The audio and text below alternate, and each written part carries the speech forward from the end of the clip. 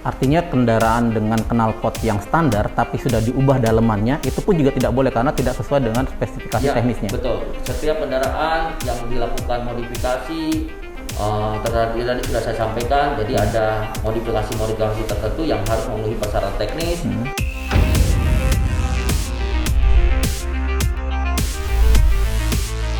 Dalam beberapa pekan ini, pihak kepolisian daerah khusus Ibu Kota Jakarta melakukan razia terhadap knalpot berisik atau knalpot brong. Banyak pertanyaan-pertanyaan dari pengendara mengenai apa yang menjadi latar belakang dari pihak kepolisian dalam melakukan razia tersebut.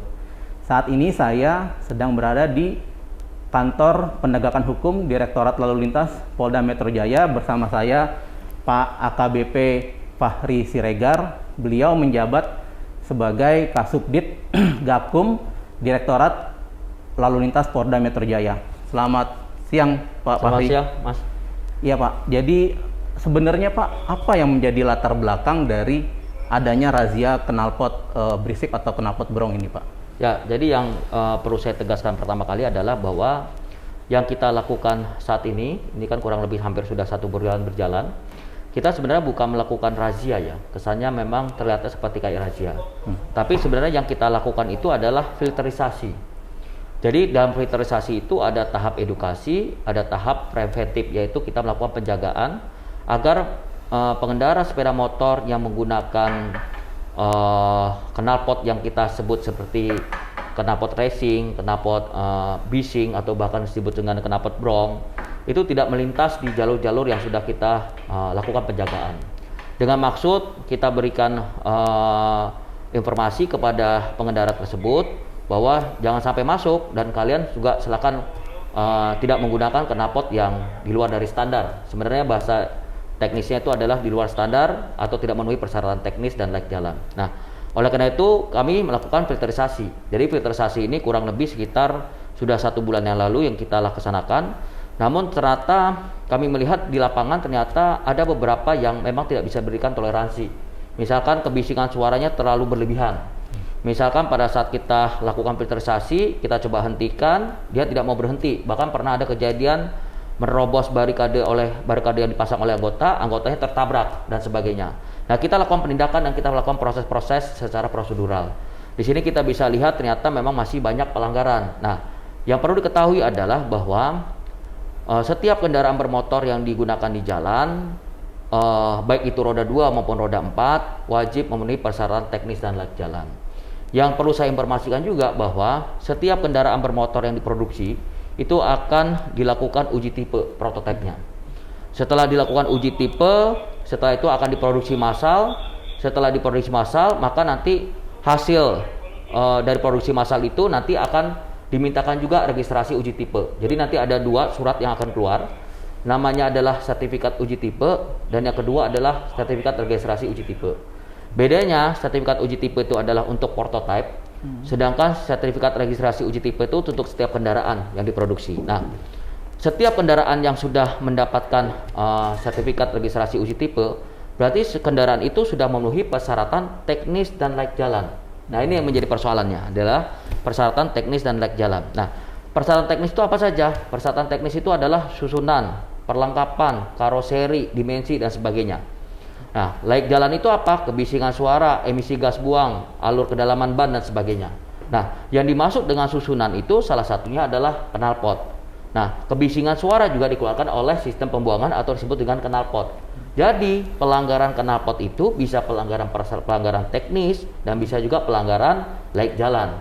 Nah, kalau knalpotnya dirubah, dimodifikasi, dirakit lagi dan sebagainya, tentunya sudah tidak memenuhi persyaratan teknis. Dan kalau kita lakukan pengukuran dengan menggunakan sound level meter, biasanya juga memang tidak memenuhi persyaratan layak jalan, yaitu di mana memang sudah diatur terkait masalah pengukuran kebisingan suara melalui alat yang kita sebut dengan namanya sound level meter dengan ada kriteria desibel-desibelnya. Contohnya misalkan kendaraan 80 cc itu desibelnya 85, kendaraan di atas 175 cc itu 90 desibel. Jadi pasti juga dia tidak akan memenuhi persyaratan layak jalan. Tetapi apabila dirubah dan tidak mendapatkan sertifikat registrasi uji tipe, maka sudah pasti dia akan tidak memenuhi persyaratan teknis. Nah, tadi Pak Fahri menyebutkan bahwa ada standarisasi dari ukuran desibel dengan menggunakan desibel meter gitu Pak. Bagaimana pihak kepolisian mengetahui di lapangan motor ini memang telah melewati dari desibel yang telah ditentukan tadi untuk motor di bawah 100 cc kalau nggak salah itu berapa desibelnya. Nah itu bagaimana Pak dari pihak kepolisian? Jadi suara ini kan kita bisa ketahui karena kan memang pengetahuan kita ini tidak hanya didapatkan secara teoritis tapi juga empiris. Yang artinya bahwa kita mengetahui jenis-jenis kendaraan yang memiliki kategori seperti kendaraan misalkan sepeda motor jenis sepeda merek misalkan tipe NMX, bagaimana suaranya dan sebagainya. Tetapi sekali lagi bahwa dari hasil pengamatan observasi anggota di lapangan, dia tidak hanya persyaratan layak jalan saja yang melanggar, tapi teknis. Jadi begitu pada saat knalpotnya sudah dirubah, sudah dimodifikasi, maka persyaratan teknis sudah terjadi. Makanya itu juga sudah melanggar. Nah kalau kebisingan suara memang kita juga bisa dilengkapi dengan peralatan-peralatan yang kita sebut tadi sound level meter dan sebagainya. Nah, sekali lagi tetapi berdasarkan dari empiris anggota, berdasarkan dari observasi anggota, kita bisa mendengar kok bagaimana kebisingan suara itu terjadi karena memang knalpotnya sudah dimodifikasi gitu kan. Tetapi sekali lagi bahwa pelanggaran yang dilakukan penindakan oleh anggota itu tidak hanya kebisingan suara, tapi begitu pada saat knalpot itu dirubah, dia persyaratan teknisnya sudah terjadi. Nah, di dalam pasal di dalam 25 itu disebutkan bahwa persyaratan teknis dan layak jalan. Jadi knalpot bising tadi itu yang sudah saya sampaikan itu memiliki dua persyaratan yang harus dipenuhi. Nah, dan dua persyaratan ini ya biasanya dilanggar gitu. Jadi dia tidak memenuhi persyaratan teknisnya, dia tidak memenuhi persyaratan layak jalannya. Gitu. Artinya kendaraan dengan knalpot yang standar tapi sudah diubah dalemannya itu pun juga tidak boleh karena tidak sesuai dengan spesifikasi teknisnya. Betul. Setiap kendaraan yang dilakukan modifikasi tadi sudah saya sampaikan, jadi ada modifikasi tertentu yang harus memenuhi persyaratan teknis, sistem pembuangan itu juga termasuk, kaca spion juga termasuk, bahkan kalau untuk penghapus air itu atau wiper itu yang kita sebut untuk mobil roda 4 itu juga masuk gitu dan sebagainya. Jadi memang ada beberapa susunan-susunan dalam kendaraan bermotor, dimensi dan sebagainya itu yang harus lakukan uji tipe apabila terjadi modifikasi atau perakitan ulang. Pak, banyak di antara pengendara itu yang menggunakan istilahnya dengan DB killer atau peredam suara gitu. Mereka sudah menggunakan motor dengan dalam tanda petik knalpot racing, tapi mereka ingin agar suaranya itu masih dalam batas standar yang telah ditentukan. Nah, mereka menggunakan yang namanya DB killer. Apakah ini juga tidak diperbolehkan? Ya, selama dia tidak sesuai dengan persyaratan teknisnya, pasti tidak diperbolehkan. Tadi sudah saya sampaikan, ukuran pelanggaran lalu lintas yang kita kenakan kepada pengendara tersebut tidak hanya kebisingan suara saja. Tadi dia mungkin mencoba untuk meredam kebisingan suaranya. Mungkin kalau kita ukur dengan sound level meter, kebisingan suaranya itu mungkin tidak melebihi dari desibel yang ditentukan. Tetapi begitu pada saat dia dimodifikasi, sistem pembuangan sirkulasinya mungkin bisa jadi tidak jalan dan sebagainya, bahkan modifikasi itu mungkin mengganggu sistem pembuangannya dan sebagainya, itu juga termasuk pelanggaran teknis. Nah, pelanggaran teknis tidak boleh gitu. Makanya di dalam pasal di dalam undang-undang lalu lintas itu sudah jelas bahwa ada teknis, ada laik, dan dua-duanya tidak boleh terpisahkan. Jadi termasuk juga roda 4 mobil gitu. Mobil itu ada persyaratan teknisnya, ada persyaratan laik jalannya. Dua-duanya nggak boleh. Jadi kalau misalkan dilakukan modifikasi secara persyaratan teknis, dia juga tidak memenuhi. Karena nanti setelah dilakukan uji tipe kembali, berarti itu nggak masuk dalam belum standar. Belum tentu ya. Jadi kita tidak bisa menyebutkan bahwa tidak masuk karena terkait masalah uji tipenya kita serahkan kepada Balai Kelayakan Kendaraan Bermotor yang ada di Ditjen Perhubungan Darat. Bisa jadi kalau misalkan pada saat dia dilakukan modifikasi, ternyata menurut dari Badan Kelayakan Ditjen Perhubungan Darat itu ternyata memenuhi persyaratan teknis dan layak jalan. Bisa jadi ya. Tetapi sekali lagi bahwa selama ini tidak ada yang bisa menunjukkan surat registrasi uji tipe ulang gitu pada saat kita lakukan pemeriksaan, karena mereka asal modifikasi di bengkel atau mungkin di shop-shop, di toko-toko yang ada di tempat-tempat tertentu, akhirnya mereka datang membeli pasang sendiri gitu. Jadi tidak ada yang melakukan uji tipe ulang hanya untuk karena memodifikasi dari knalpot, karena biasanya yang uji tipe ulang itu apabila mereka mengganti dimensi. Nah, itu ada beberapa kendaraan truk besar.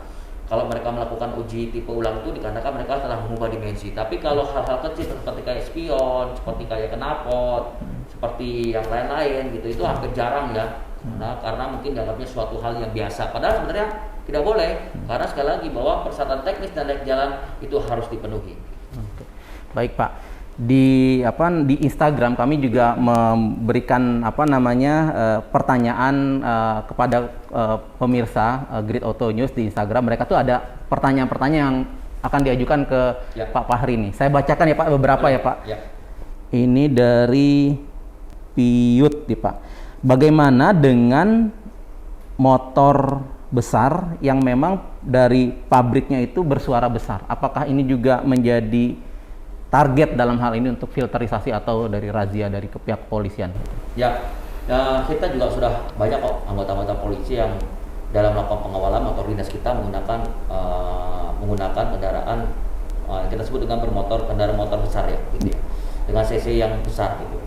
Patwal-patwal kita menggunakan Harley, patwal-patwal kita juga menggunakan motor-motor seperti kayak Victory gitu kan.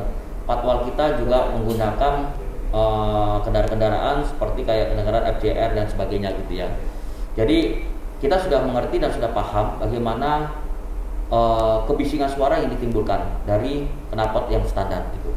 Nah, sekali lagi kebisingan suara yang dikeluarkan oleh knalpot pabrikan pasti tidak lebih dari desibel yang ditentukan. Karena tadi kembali lagi, setiap kendaraan yang dipabrikan yang dikeluarkan tipe baru itu pasti harus memenuhi persyaratan teknis dan layak jalan. Bisa dilihat di dalam Peraturan Menteri Lingkungan Hidup Nomor 7 yang menyebutkan bahwa ada ambang batas dari kebisingan suara. Di situ ada beberapa desibel-desibelnya. Dan semakin cc-nya besar, desibelnya juga ukurannya lebih besar. Tadi sudah saya sampaikan, begitu ada desibel yang 80 itu ke cc yang 80 ternyata desibelnya 85 gitu. Tapi kalau misalkan cc-nya di atas 175, dia desibelnya 90 gitu. Jadi berbeda-beda. Dengan cc lebih besar maka desibelnya dia lebih besar juga gitu. Nah, tetapi sekali lagi setiap pabrikan pasti sudah memenuhi persyaratan teknis. Nggak mungkin ada pabrik yang mengeluarkan tidak memenuhi persyaratan teknis dan layak jalan. Itu pasti melanggar gitu. Nah, makanya kalau ada knalpot yang dari motor besar seperti sejenis Harley, tentunya knalpot yang dikeluarkan itu kalau dia tidak dimodifikasi sudah memenuhi persyaratan, itu tidak kita lakukan filterisasi. Ini Pak, ada pertanyaan lagi Pak dari namanya nih Kilut. Mau bertanya Pak, kalau petugas sedang mengadakan razia di jalan dan ada pemilik kendaraan pakai knalpot racing, bolehkah ditilang secara tidak dites dulu? Tapi apakah ditilang dengan alasan tidak standar? Jadi masih bingung di dua sisi tersebut. Terima kasih. Masih. Tadi sudah saya sampaikan, ada dua pelanggaran yang terjadi apabila menggunakan knalpot yang tidak memenuhi persyaratan teknis dan layak jalan, atau kita sebut tidak standar, atau yang biasa kita sebut dengan bahasa lapangannya itu knalpot racing, knalpot bising, knalpot front gitu ya. Sekali lagi saya tegaskan bahwa ada dua aspek pelanggaran teknis dan pelanggaran layak jalan. Kalau polisinya tidak mengukur dari kelaikan jalan berupa kebisingan suara, dia bisa mengukur kok dari teknisnya, yaitu tidak apabila diketahui bahwa tidak lagi asli atau tidak lagi standar dan tidak lagi yang dikeluarkan oleh pabrikan, knalpot yang berubah dari knalpot yang mau dimodifikasi, maka sudah termasuk melakukan pelanggaran lalu lintas dan bisa dilakukan penilangan gitu. Jadi sekali lagi tidak mesti harus kebisingan suara saja yang dikejar oleh polisinya, tetapi begitu pas saat ada modifikasi dan sistem pembuangannya sudah tidak sesuai dengan standar yang sudah diatur dalam peraturan pemerintah tentang kendaraan, maka sudah termasuk pelanggaran lalu lintas. Oke, terakhir Pak, pertanyaannya Pak, dari Joshua Asle. Selamat pagi, siang, sore Pak Fahri. Saya mau bertanya Pak, bagaimana dengan penggunaan knalpot aftermarket yang banyak beredar di pasaran saat ini? Ya, selama tidak memenuhi persyaratan teknis dan layak jalan, tetap sama ya. Kita kan memiliki badan yang memiliki legalitas untuk melakukan pengukuran. Sama halnya seperti pertanyaan-pertanyaan masyarakat kepada kami terkait masalah Pak, ada helm yang tidak dikeluarkan SNI-nya tapi dia dikeluarkan sertifikasinya dari Amerika, Departemen of Transport-nya Amerika. Nah, tetapi sekali lagi bahwa harus diregistrasi oleh badan yang ditunjuk oleh pemerintah yang memiliki kewenangan untuk melakukan sertifikasi. Jadi harus keluar labelnya SNI-nya, sama seperti tadi. Misalkan ada barang-barang yang ternyata homemade atau mungkin impor, tapi tidak melalui pengujian yang dikeluarkan dari badan yang telah ditunjuk untuk melakukan legalisasi misalkan knalpot atau sistem pembuangan yang kita sebut itu. Nah, bisa jadi itu suatu pelanggaran lalu lintas karena sekali lagi bahwa tidak ada legalitas yang dikeluarkan berupa sertifikat uji tipe atau mungkin sertifikasi registrasi uji tipe. Karena sekali lagi sudah ada kewenangan-kewenangan dari badan-badan tertentu yang diberikan kewenangan oleh pemerintah untuk melakukan legalisasi dari suatu produk-produk yang digunakan oleh masyarakat Indonesia. Jadi kalau dia homemade, kalau dia impor ataupun sebagainya, semuanya harus memenuhi kriteria standar yang sudah ditentukan seperti itu. Artinya harus diuji tipe ulang ya Pak untuk Ya, menentukan apakah betul. itu sesuai dengan standar atau tidak. Ya, betul. Baik, Pak Fahri Siregar, terima kasih Ya, atas terima kasih waktunya menerima kedatangan dari Grid Auto, dan ini juga menjawab pertanyaan-pertanyaan dari netizen di Ya. Grid Auto Pak. Terima kasih. Pemirsa Grid Auto, terima kasih atas perhatiannya. Tolong subscribe juga, like dan komen di channel Grid Auto News. Terima kasih.